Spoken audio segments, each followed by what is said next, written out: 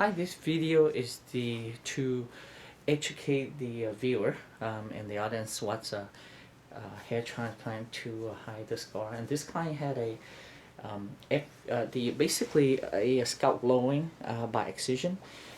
So we left her with scar. So what scalp lowering by excision is, with the high hairline, they cut out a piece of skin, take it out, and then they close you down, stitches you up to pull the hairline down.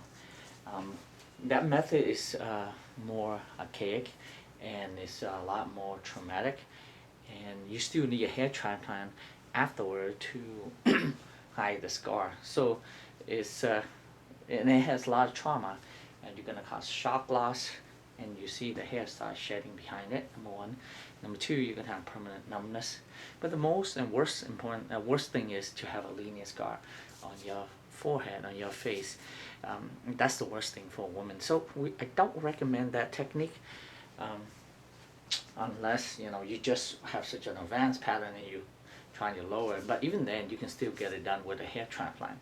With hair transplant, you don't it won't leave you a linear scar, and you can get it done in one surgery. Well, sometimes you need more than one surgery. But the fact is, hair transplants are more advanced and less invasive compared to the scalp lowering. And the scar is, this scar, because her pigment kind of get lighter, but some patients, sometimes instead of hypopigment, they get hyperpigment, and the line even darker. Or some people have what they call hypertrophic scar, or scar get really stretched bigger than this one, and it could be very traumatic. So my recommendation is just to do a hair transplant to begin with. But again, but if you had a linear scar like this, it doesn't mean we can't fix it. We can definitely hide it. If you can turn to the left for me right here, see the scar went all the way to the back here, and turn to the other side for me, right there. Okay, and look straight. Go ahead, look down. And the reason I like to use this example is to really educate the audience, to prevent them from making a mistake. But if you had it done, what's done is done, it's fine. But we can actually fix it. The other imperfection about scalp excision, when they cut it and lower it, they cannot build the temple in. They cannot give you a natural hairline. You can have a low hairline, but then a really wide forehead, because that's how scalp excision works. So to really build a very natural hairline, you need a hair transplant, really. And because when you want to shrink the forehead, you don't want to just lower that. You want to bring in both sides, or shrink on both sides as well. So you want to evenly, you want to be proportional vertically and horizontally as well. And no hairline is straight circle. Again, not every surgeon are an artist. So when you select a surgeon, you gotta, number one, find out, this surgeon have a lot of experience with a woman hairline, because woman hairline is a lot more complicated than men.